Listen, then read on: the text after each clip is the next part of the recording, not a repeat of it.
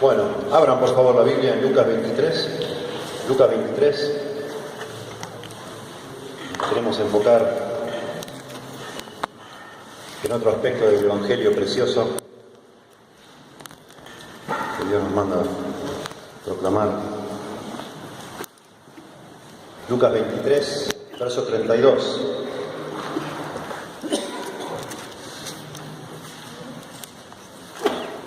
Lucas 23, 32. Llevaban también con él a otros dos que eran malhechores para ser muertos. Y cuando llegaron al lugar llamado de la Calavera, le crucificaron allí, y a los malhechores uno a la derecha y otro a la izquierda. Y Jesús decía: Padre, perdónalos, porque no saben lo que hacen. Y repartieron entre sí sus vestidos, echando suertes. Y el pueblo estaba mirando, y aún los gobernantes se burlaban de él, diciendo: a otro salvó, sálvese a sí mismo, si este es el Cristo, el escogido de Dios. Los soldados también le escarnecían, acercándose y presentándole vinagre, y diciendo: si tú eres el rey de los judíos, sálvate a ti mismo. Había también sobre él un título escrito con letras griegas, latinas y hebreas: este es el rey de los judíos. Y uno de los malhechores que estaban colgados le injuriaba diciendo: si tú eres el Cristo, sálvate a ti mismo y a nosotros. Respondiendo el otro, le reprendió diciendo: ¿ni aún temes tú a Dios estando en la misma condenación? Nosotros a la verdad justamente padecemos, porque recibimos lo que merecieron nuestros hechos, mas este ningún mal hizo. Y dijo a Jesús: acuérdate de mí cuando vengas en tu reino. Entonces Jesús le dijo: de cierto te digo que hoy estarás conmigo en el paraíso. Esta historia preciosa que solo tenemos en el Evangelio de Lucas es uno de los ejemplos más claros de todas las Escrituras del poder de Cristo para salvar, de su gracia abundante, de su disposición para salvar a cualquiera que viene a Él. El que a mí viene, dice el Señor, yo no le echo fuera. No importa lo malvado que una persona haya sido, no importa. No es el único caso, por supuesto, en todas las Escrituras, no es el único. Tenemos muchos casos por supuesto, de gente salvada, pero muchos detalladamente explicados de cómo se convirtieron. Y notablemente las historias que más se nos explican conversiones son todas de Lucas. Tenemos la conversión de Zaqueo, la conversión de Pablo en el libro de Hechos, y la conversión de este ladrón junto a la cruz de Cristo. Cada conversión es distinta. En estas tres que mencionamos, todas tienen distintos detalles y otras más que se insinúan, que sabemos que fueron, que existieron. No se puede sacar un modelo, un patrón de cómo se debería convertir una persona, pero sí podemos estudiar elementos que sí deben tener una genuina conversión. Y de todos los relatos que yo encuentro en la Biblia, la conversión del ladrón junto a Jesús en la cruz es quizás el más precioso para explicar a las personas en qué consiste convertirse en un cristiano. Y pensemos juntos. Por un lado podemos poner un poco el foco en lo que hizo el ladrón para convertirse, y por supuesto lo más importante, en lo que hace Cristo, en la capacidad que tiene Cristo de salvar a cualquier clase de persona. En nuestras iglesias hay personas que no están seguras de ser convertidas, o que creen que lo han sido y no lo son, y necesitan asegurarse de que se han convertido. Y también hay personas, como hemos dicho antes, que no se dan cuenta todavía de que para hacernos cristianos tenemos que venir así como estamos al Señor. No tenemos que cambiar absolutamente nada. El Señor nos recibe así, con todos nuestros pecados, así como estamos, para salvarnos. Y de nuevo, esta historia es preciosa en ese sentido. un hombre que no pudo hacer absolutamente nada porque estaba clavado en una cruz. Y el Señor le salvó, ¿verdad? Así es. Bueno, pensemos primero entonces en los elementos de una genuina conversión, mirando al ladrón crucificado junto a Jesús. Y después, en segundo lugar, miremos la compasión del Salvador, la gran compasión del Salvador. Bueno, dice acá que crucificaron al Señor, comenzamos leyendo, junto a dos ladrones, y eso es para cumplir la profecía de que fue contado entre los malhechores, que hoy estudiamos también en Isaías 53. El Señor fue contado, crucificado entre dos ladrones, dos malhechores, dos malvivientes, dos malvados en la palabra.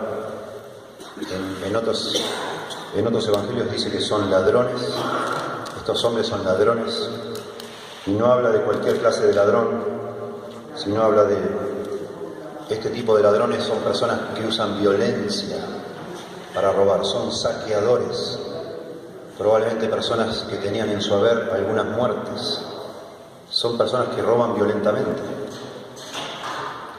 por eso estaban ahí en la cruz, condenados a muerte por robar y agredir personas y lastimar gente y quién sabe hasta violar personas para hacer lo que hacen, como pasa hoy, igual. Y el Señor en el medio, contado como un malvado más, para que se cumpliese la profecía. Y dice que fue llevado al lugar llamado de la Calavera, que es el Calvario, ¿sí? Que se llama así, era un monte, de roca, con la forma similar a la de una calavera, a la cabeza de un cráneo de una calavera. Y en esta situación es asombroso cuando leemos todo lo que envuelve, el contexto que envuelve la crucifixión del Señor. A las 9 de la mañana levantan por fin al Señor en la cruz y todo el mundo empieza a burlarse. Todos se burlan, los líderes religiosos se burlan, la gente que pasa menea la cabeza, hasta los soldados romanos, dice acá, que se están burlando y lo escarnecen. Algo asombroso, y lo asombroso para todos nosotros, incomprensible. Aún los dos ladrones se están burlando. No lo dice Lucas, pero sí lo dice Marcos y lo dice Mateo, que ambos ladrones se estaban burlando. Mateo 27:44. Lo mismo le injuriaban también los ladrones que estaban crucificados con él. Y Marcos 15:32, también los que estaban crucificados con él le injuriaban. Una cosa asombrosa, increíble, una escena, trato yo de imaginarla cinematográfica, todo el mundo riéndose de Jesús, todo el mundo. Los discípulos ya habían huido la noche anterior, se habían escondido por temor. Pedro le había negado. El Señor solo ahí, pasando por unos juicios corruptos. Los soldados habían pasado toda la noche haciendo burlas de Jesús, pegándole con la caña en la cabeza, con la corona de espinas, escupiéndole, dándole de bofetadas, dice la Biblia, de una forma asombrosa. Y ahora, ya colgado en la cruz, todos riéndose de él, todos riéndose de él. Y hasta los ladrones riéndose de él. Y uno se imagina, yo trato de como si fuera un primer plano, hasta trato de imaginarme a esos ladrones escupiendo mientras se burlan, haciendo gestos desagradables, diciendo hasta saber las barbaridades que estaban diciendo. Cuando los historiadores nos dicen que cuando las personas eran crucificadas, los romanos a propósito los ponían junto a los caminos, para que todo el mundo viera y temiera. Y la idea de los romanos era no solo que la muerte sea lo más lenta posible, que sufrieran y que sirva de escarmiento para otros, sino también de humillarlos lo más posibles. Y a Jesús se lo suele pintar con un trapito, cubriéndolo un poco porque sería indigno de otra forma. Pero la verdad es que no estaba así, estaba desnudo completamente, porque esa era parte también del castigo, que sufriera vergüenza. Y ahí están estos tres crucificados, y los historiadores nos dicen que las personas que estaban junto a la cruz, por supuesto, la gente pasaba y era un espectáculo para ir a ver y para contemplar. Y los ladrones o los crucificados, la gente condenada en ese estado, por lo general insultaban a la gente que venían a verlo como un espectáculo, y mientras todavía les quedaba fuerza, decían malas palabras a la gente que venía a verlos, renegados, personas antisociales. Pero en esta situación, asombrosamente todo cambia, y es la gente que está mirando la que se burla y la que insulta. Y aún los dos ladrones, que habitualmente deberían haber estado insultando a la gente hasta que se murieran, en vez de insultar a la gente, lo están insultando a Jesús. Está todo el mundo insultando a Jesús, hasta los soldados romanos que están haciendo su trabajo. ¿De qué se burlan? ¿De qué se ríen? ¿Qué saben ellos? Nada. Pero no es un tema de saber o no saber, ellos están ahí representando al ser humano. Así debía ser, todos riéndose. Nadie, por lo menos como nos pintan los evangelios, nadie ahí estaba defendiendo a Jesús, nadie. Un rato antes de esta escena, decía que algunas mujeres piadosas lloraban, desconsolados, estaban realmente sorprendidos los discípulos, como quizás hasta pensando, nos hemos equivocado de persona. Este no es el Mesías, este no va a reinar nada. Y huyendo, andás a ver, encerrados, llorando, desconsolados los discípulos, no sabemos. Acá no están. Sabemos por Juan, el Evangelio de Juan, que le dice, estuvo María y estuvo el apóstol Juan, y el Señor le dice, María, y le dice a Juan, aquí tu madre, etcétera, y le encarga, pero no sabemos mucho más, nadie está ahí defendiendo, nada. Y de golpe algo empieza a cambiar, quizás cerca del mediodía, 3 horas después de todas estas burlas, de golpe uno de los dos ladrones ya no se burla más. Y no solo no se burla más, sino que empieza a defender al Señor. No sabemos bien cómo, pero este hombre, en esas 3 horas, en un momento entre esas 3 horas, el hombre se arrepintió. Dios obró en su corazón arrepentimiento. No sabemos qué es lo que Dios usó. Quizás este ladrón, sabiendo cómo eran habitualmente la escena de las cruces, donde todos insultaban, de pronto quedó asombrado con la mansedumbre de Jesús, que enmudeció y no abrió su boca, que solo cuando la abrió fue para decir, Señor, perdónanos porque no saben lo que hacen. A lo mejor escuchar eso a este hombre le tocó el corazón. No sabemos, no tenemos información si él estuvo siguiendo o no siguiendo a Jesús, si sabía o no sabía de quién era Jesús, de los milagros que le había hecho, no lo sabemos. Pero en algún momento este hombre lo empezó a ver a Jesús de otra forma y empezó a darse cuenta de su propia maldad. Cosa también notable, porque no sé si ustedes han tenido la oportunidad de predicar en las cárceles, pero aún en las cárceles no crean que los presos se sienten compungidos y dicen, oh, sí, yo estoy acá porque soy malvado. Casi nadie te dice eso. Rarísimo. Todos son víctimas inocentes de un juez injusto, de una situación, bueno, sabés lo que sea, lo que me hicieron.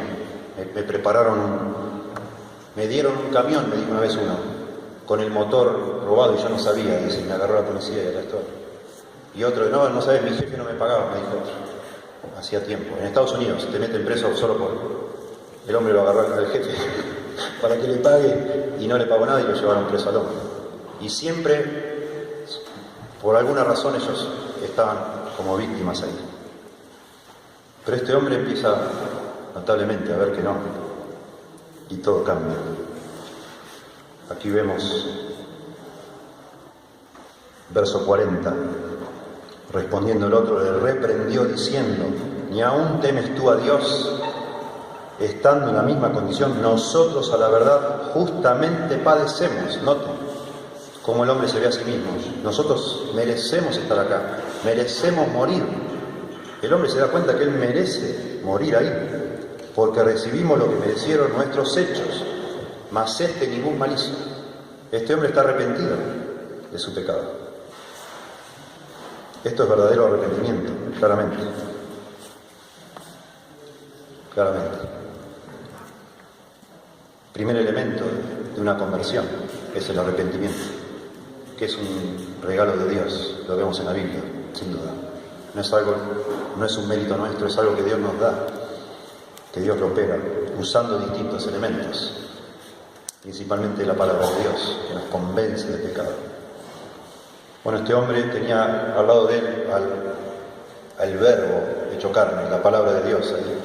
Él estaba viendo, estaba en primera fila, digamos así, viendo el Salvador, muriendo, viendo algo distinto. Ese hombre no era, no sé, la bondad de Jesús, algo tocó su corazón para que ya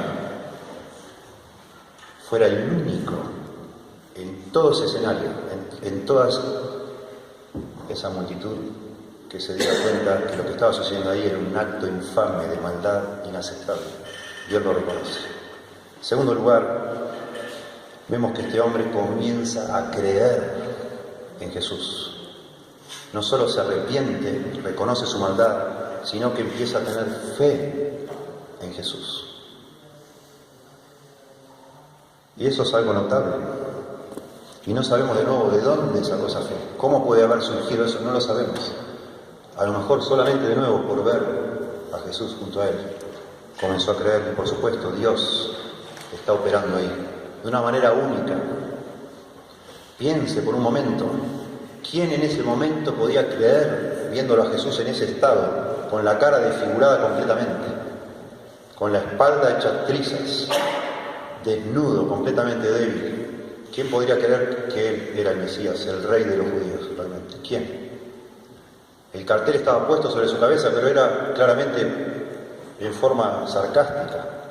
Aquí tienen al rey, este es el rey de ustedes.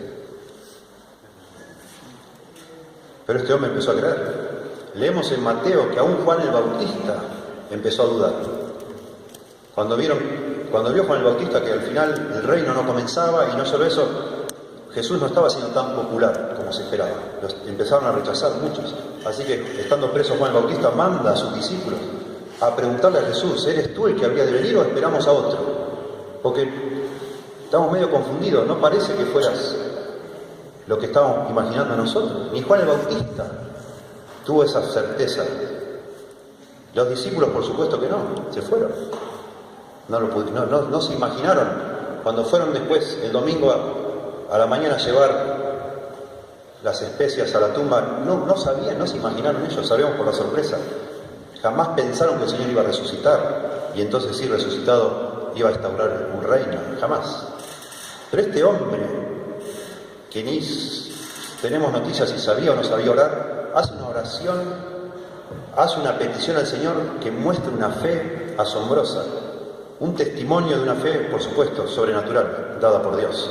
Acuérdate de mí cuando vengas en tu reino. ¿Qué reino? ¿Cuál reino? Ya nadie pensaba que iba a haber ningún reino.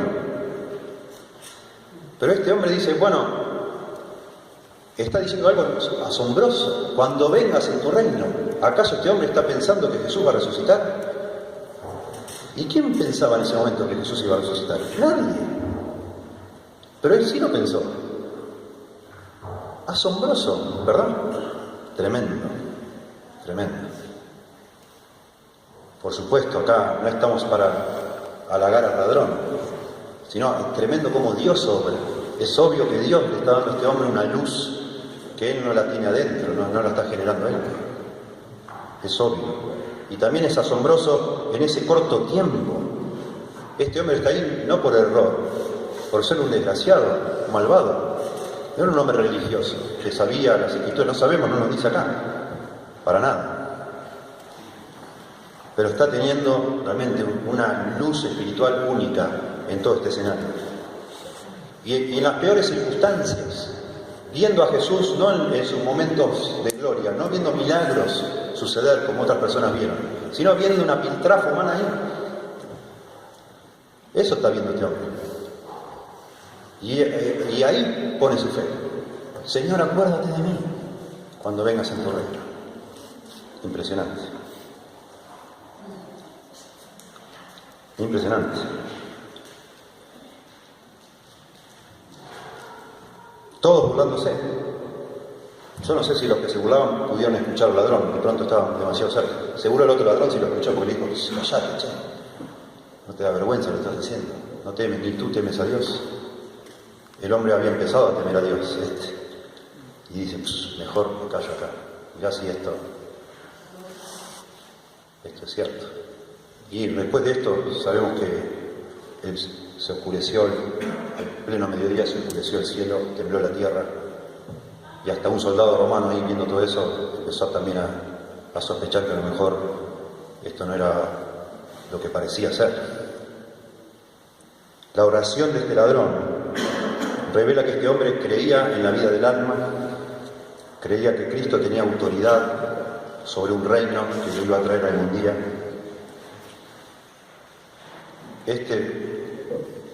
Este hombre desnudo, desfigurado, pensaba él, este es un rey, y un día va a venir con su reino. Impresionante. Y este hombre comprende de alguna manera también en esa súplica por misericordia, acuérdate de mí, Señor, es casi como la oración del publicano, ten piedad de mí, el pecador.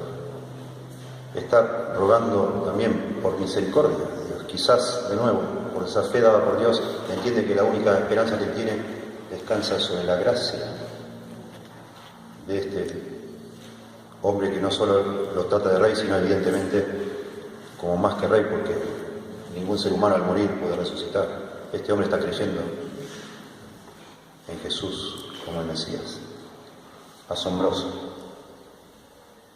Asombroso. Y de nuevo es la obra de Dios.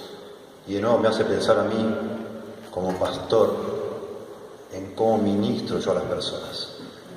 Porque la clave de la fe de una persona es qué ve una persona cuando ve la cruz. Ese es el punto de la fe.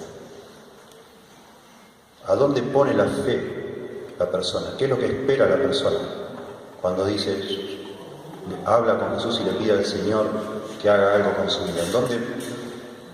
¿En dónde está poniendo su fe? Muchas personas se acercan y lo ven a Jesús como si fuera un amuleto, no sé, algo que le va a dar suerte. Y la clave de nuevo es la cruz. Se necesitó siempre fe para la salvación, y fe en algo que obviamente no es evidente. Si hubiéramos estado nosotros al pie de la cruz, no hubiera sido más fácil creer. De pronto hubiera sido tan difícil como hoy, que decimos, bueno, eso pasó hace tanto tiempo, yo qué sé, ¿cómo voy a poner mi fe en eso? Imagínate estar al pie de la cruz y ver ese cuadro. El tema es teológico. ¿Qué significado tiene eso? De nuevo, las personas que se acercan al Señor tienen que entender, por la obra milagrosa de Dios, por revelación de Dios, que el Señor está muriendo como un sustituto, claramente. Tienen que ver con los ojos del alma y darle un significado teológico a la cruz. Y la fe hace eso. La fe salvadora, que es inseparable del arrepentimiento genuino, que en el mismo instante veo mi maldad, veo mi condición perdida y a la vez veo que esa es la salida, esa es la solución para mi maldad. Ahí se está gestando ese glorioso intercambio que hablábamos hoy. Y en eso tengo que poner mi fe, en esa cruz, claramente. Textos que yo predicaría para hablar de esto: Isaías 53, ya hablamos, Romanos 4, verso 25, 1 Corintios 15:3, 2 Corintios 5:21, Gálatas 3:13, 1 Pedro 2:24, 1 Pedro 3:18, 1 Juan 4:10, Mateo 20:28.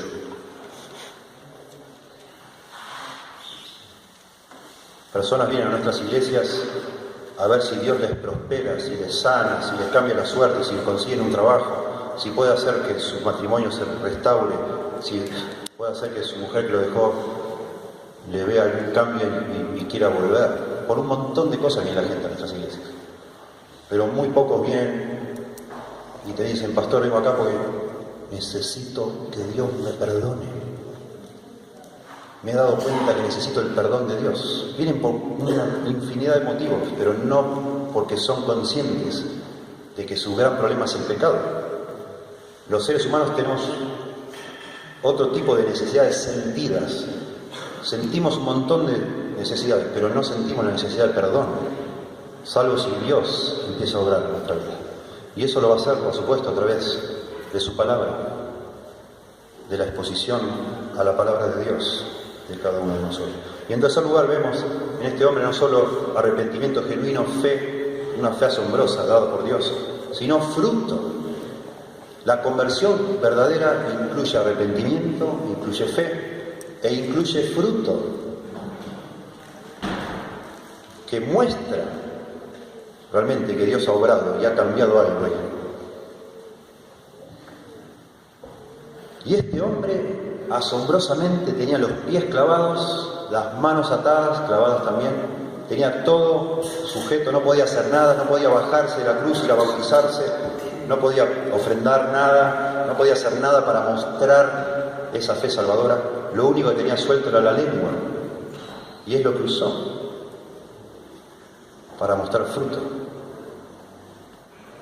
Inconscientemente, por supuesto, Dios estaba obrando. Y con su lengua fue el único de todas las personas que estaban ahí que dijo: cállate la boca, ¿qué estás haciendo? ¿No te das cuenta? Eso es una infamia lo que estás haciendo. ¿No temes a Dios?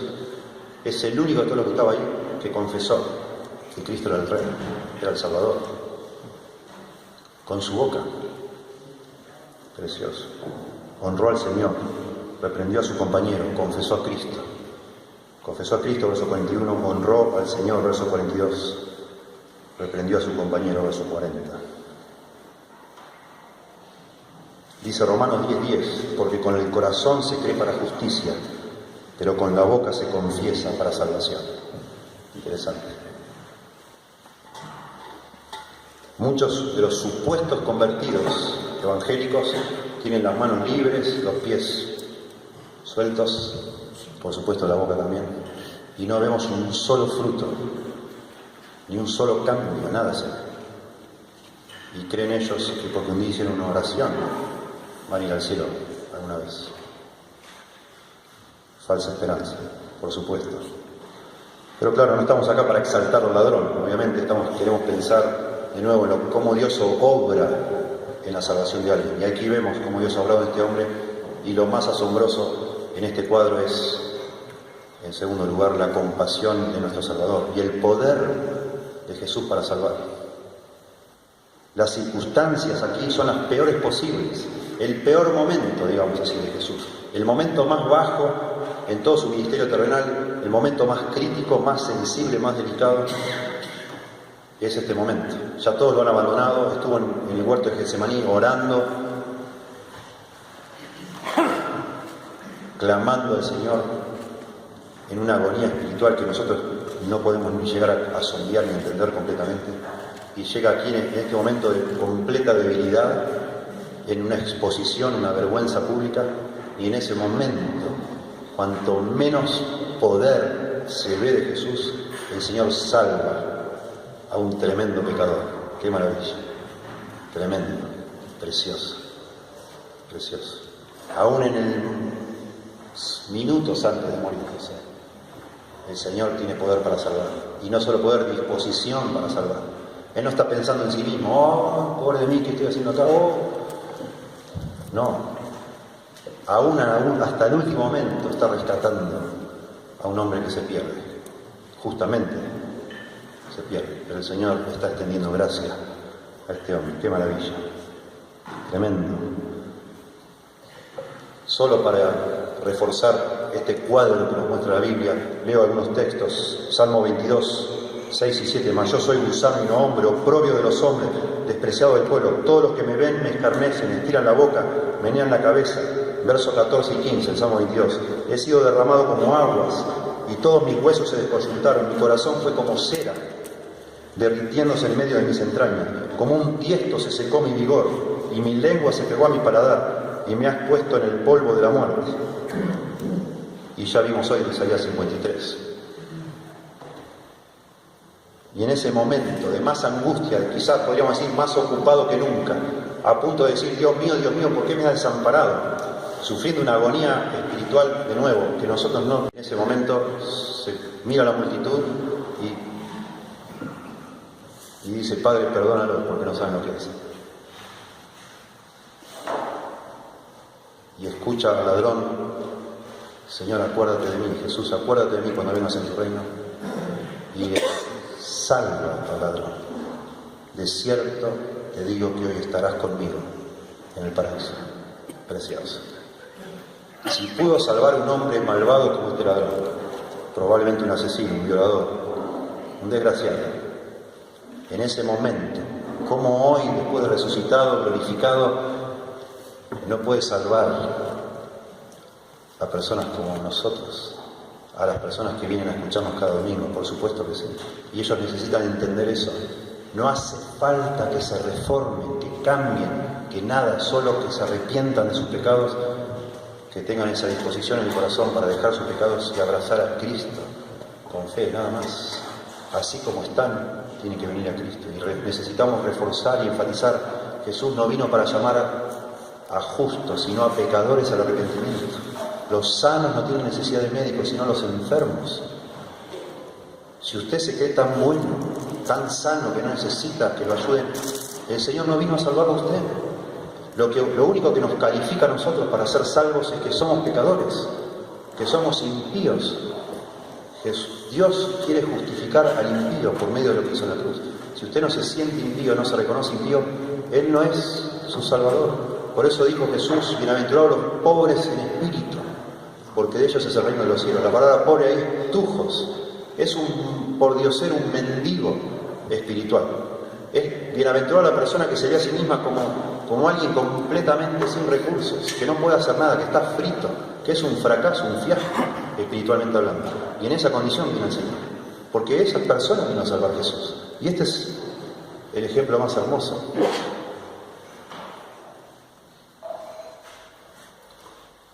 Todo lo que le pide el ladrón, el Señor en definitiva lo mejora.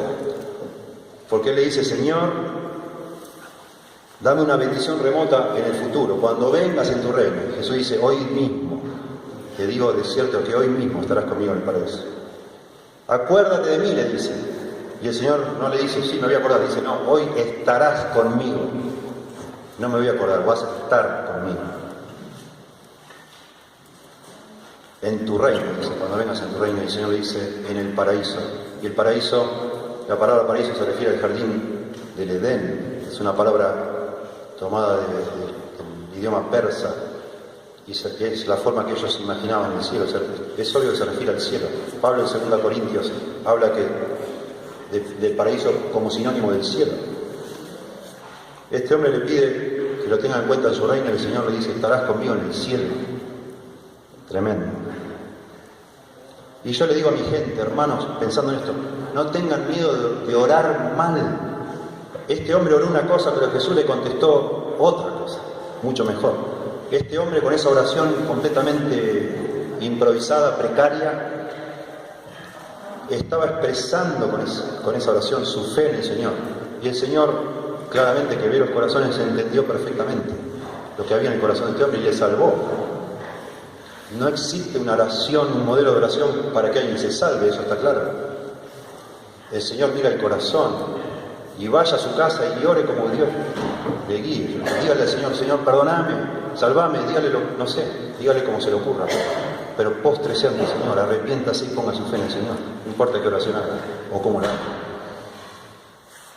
Y finalmente quiero resaltar, porque esto es precioso, el Señor está a 3 horas de expirar y decir: consumado es, en tus manos encomiendo mi espíritu, y ir al cielo. Ese mismo día, dice. Y este hombre se va junto con Jesús al cielo. Y el Señor, que vino en una misión de rescate, que cuando nació el cielo de noche se iluminó con huestes de ángeles cantando gloria a Dios en las alturas, etc. Y ahora, muriendo al mediodía, el cielo se oscurece, pero todos los ángeles, me imagino yo, igual mirando, expectantes para ver la culminación de esta asombrosa obra de salvación. Y el Señor está por entrar al cielo, y me imagino yo un recibimiento tremendo en el cielo. Y el Señor entra al cielo con el ladrón. Con el ladrón entra al cielo. no con un apóstol, no con un santo del Antiguo Testamento, no con María, no con Juan el Bautista, con el ladrón entra el Señor. Tremendo. ¿Pueden imaginarse eso? No. Como diciendo, aquí viene el primero. Y van a venir más como este. A estas personas fui a rescatar yo. Para eso me hice hombre. Para rescatar personas indignas, viles y menospreciadas. Comience la fiesta. Tremendo, precioso. Y eso para mí es todo, de nuevo, simbólicamente es algo fuertísimo para decirle a las personas en la iglesia, hermano, o a vecino, amigo, lo que sea, familiar, por favor, entréguese a Cristo. Deje de pretender que usted no lo necesita, porque tristemente usted está descalificado por ese orgullo y esa estupidez humana que no le permite admitir que lo necesita. Como a mí me costaría horrores si tuviera necesidad económica ir a la municipalidad y pedir una bolsita de comida, me costaría horrores. Yo no iría. Le digo eso a las hermanas de la iglesia. Imagínense usted. A mí, yo no sé, que alguien me vea en la fila de la municipalidad para que me dé una bolsita de comida porque yo no tengo con qué comer. Yo solo de pensar eso me muero por mi orgullo. Y algunos de los que están acá les suelo decir, no vienen a Cristo, porque sería admitir que usted necesita que Él lo salve porque usted no puede. Y eso lo tiene a usted completamente paralizado. Y por eso está tratando de arreglar lo que no va a poder arreglar nunca, porque no puede. Por más que de amontones jabón, que te laves con lejía, dice Isaías, la mancha de tu pecado estará sobre mí. Por favor, venga a Cristo de una vez por todas, ríndase ya. Qué estupidez seguir resistiéndolo. Mire lo que vino a ser Cristo.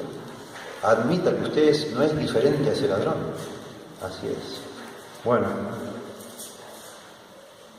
qué maravilla, porque nosotros somos esas personas también.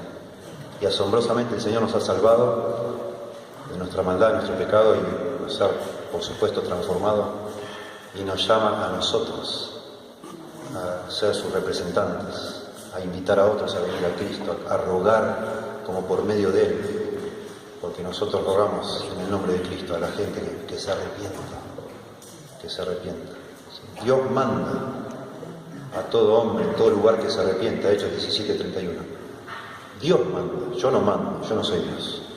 Dios me pide a mí que lo represento, que yo ruegue en nombre de Él. Yo le ruego a la gente que se arrepienta. Porque yo también me arrepentí, soy un pecador, por gracia de Dios. Le ruego en el nombre del Señor, por favor, arrepiéntase antes que sea demasiado tarde. Bueno, y termino diciendo con este texto, que este texto sin duda ha servido para salvar a un montón de pecadores miserables como ladrón, pero sin duda también este texto lo ha usado el diablo para que millones de personas se pierdan. ¿Por qué? Porque ojo con pensar que este es un patrón. Porque muchas personas están siendo engañadas por el diablo diciendo, bueno, voy a disfrutar de la vida ahora y antes de morir voy a ser como ladrón.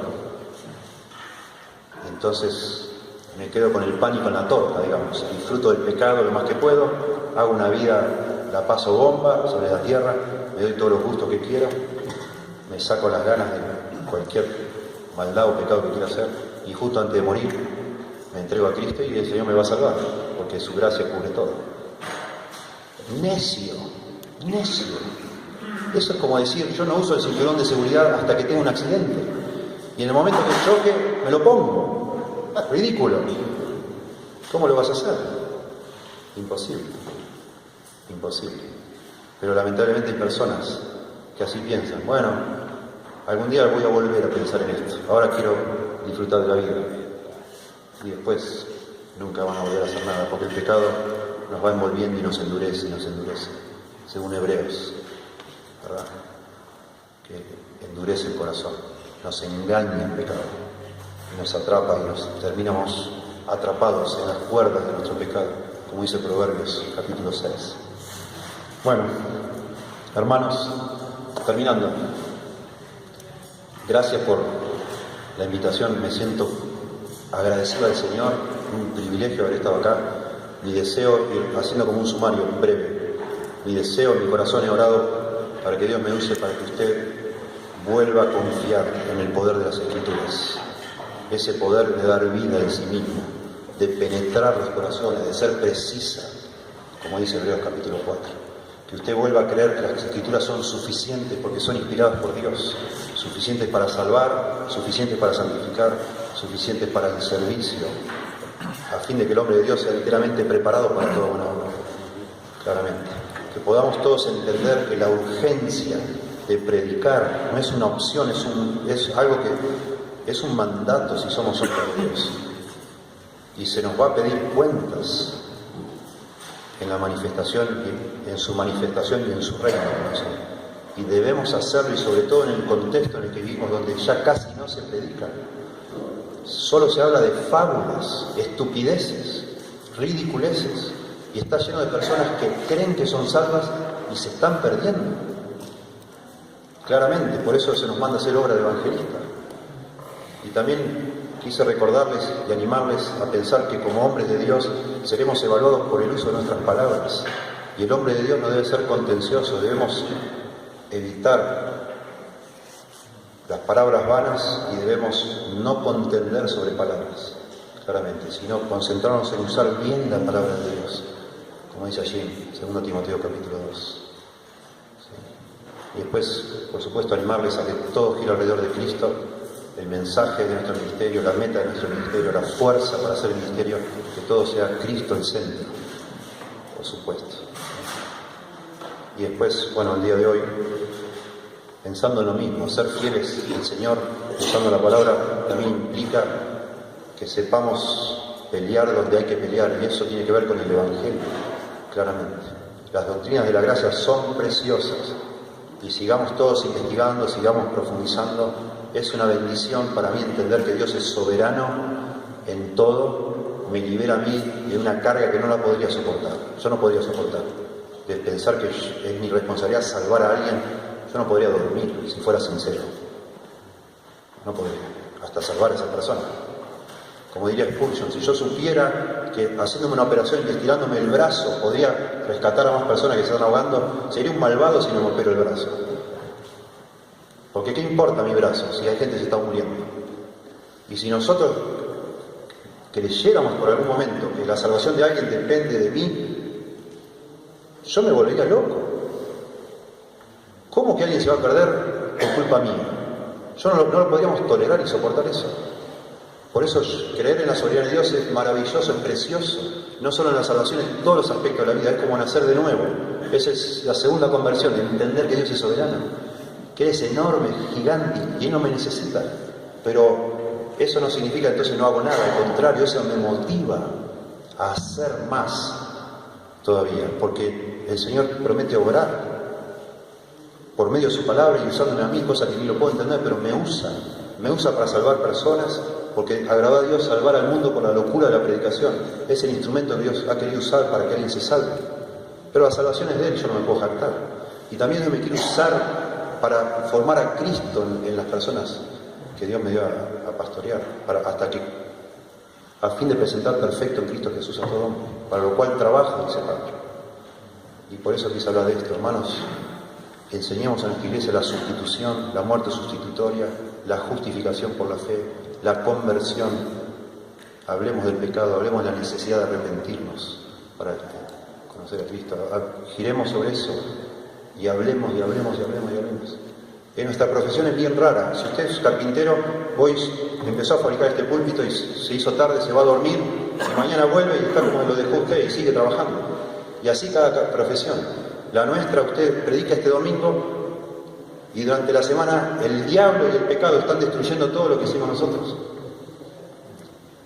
Y la semana siguiente tenemos que empezar de nuevo, y de nuevo, y de nuevo, y no deberíamos cansarnos jamás de predicar y de predicar y de predicar el Evangelio y de enseñar la doctrina de todas las doctrinas. no alguna sola preferida, todas, pero especialmente, como dijo Pablo, me he propuesto no saber nada sino a Cristo y a este crucificado. Hablemos de Cristo, de la necesidad de la salvación. Es precioso para mi alma y para los que me escuchan. Haciendo esto, dice Pablo, te salvarás a ti mismo y a los que te escuchan. ¿Verdad? Bueno, muchas gracias, hermanos. Oremos. Gracias te damos, Señor, por estar aquí. Gracias por el poder de tu palabra.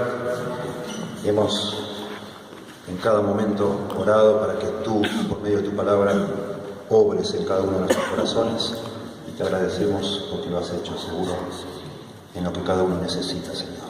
Por favor, sigue obrando y, de nuevo, como ya hemos orado, marca una condición aún más fuerte para cumplir nuestro ministerio, Señor, especialmente como predicadores de tu palabra, Señor, defendiendo la fe una vez dada a los santos, Señor, enseñando la doctrina, guardando el depósito de la fe. Señor, ayúdanos, por favor. Nosotros, ninguno de los que estamos aquí, somos dignos del lugar donde nos has puesto, pero tú nos prometes acompañarnos, ayudarnos, fortalecernos. Por favor, Señor, sigue obrando en nuestras vidas. Despiértanos cada día, cada semana, Señor, a las cosas espirituales, ablanda nuestro corazón. Señor, tenemos temor, no solo de la pereza, de tantas trampas que esperan a nuestro camino, Señor, la lascivia, Señor, el orgullo, el deseo de ser aplaudidos por otros, queridos por los demás, aceptados por otros antes que por ti, Señor. Por favor, ayúdanos, te rogamos. Y gracias por tenernos en el ministerio. Y que personas en nuestras iglesias, mirándonos a nosotros, servirte a ti, se animen, Señor. Seamos una inspiración para ellos, para dejar las redes y dedicarse a ti, Señor, para vivir para ti. Gracias te damos en el nombre de Jesús. Amén. Amén.